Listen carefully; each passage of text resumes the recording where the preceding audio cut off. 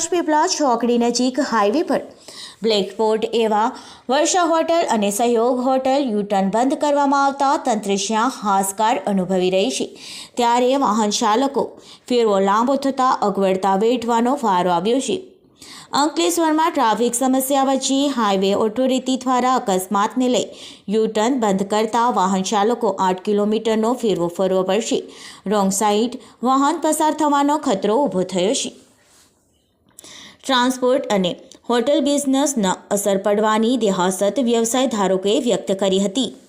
વધતા જતા અકસ્માત પ્રમાણ વચ્ચે અંકલેશ્વર નજીક મોટાલી પાટિયાના સહયોગ હોટલ યુટર્ન અને વર્ષા હોટલ યુટર્ન પર અકસ્માતનું પ્રમાણ વધ્યું હતું, જેને લઈ ટ્રાફિક સમસ્યા પણ સર્જાતી હતી। છેલ્લા 3 દિવસથી ત્યાં અંકલેશ્વર વાલિયા ચોકડી ટ્રાફિક સમસ્યા સામે ઝઝૂમી રહ્યો છે। આ વચ્ચે ટ્રાફિક નિયંત્રણ કરવા માટે તેમજ અકસ્માત ના સર્જાય તે માટે મોટો નિર્ણય લેતા હાઈવે પર બનાવેલ વર્ષા હોટલ યુટર્ન પર માટી નાખી તેમજ રોડ મટીરિયલ નાખી બંધ કરી દીધો હતો, તો સહયોગ હોટલ નજીક પણ યુટર્ન પર બ્લોક કરી દેવામાં આવ્યો છે, જેને લઈ સુરત તરફથી આવતા વાહન ચાલકો ક્યાં વાલિયા ચોકડી નીચે ઉતરી જવું પડે અથવા તો વાહન ચાલકો એ યુટર્ન માંડવા નજીક પેટ્રોલ પંપ પાસે આવેલ યુટર્ન પર 8 કિલોમીટર લાંબુ અંતર કાપવું પડશે। વડોદરા તરફથી આવતા વાહનો વાલિયા ચોકડી સુધી આવવું પડશે।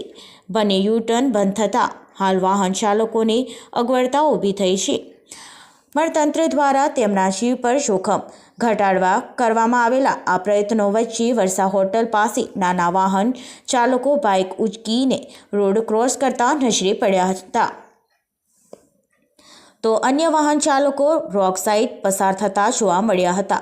આ વચ્ચે રાજપીપળા ચોકડીથી સહયોગ હોટલ સુધી રહેલા વિવિધ ટ્રાન્સપોર્ટ અને હોટલ વ્યવસાય ધારકોમાં પણ નારાજગી ફેલાઈ છે।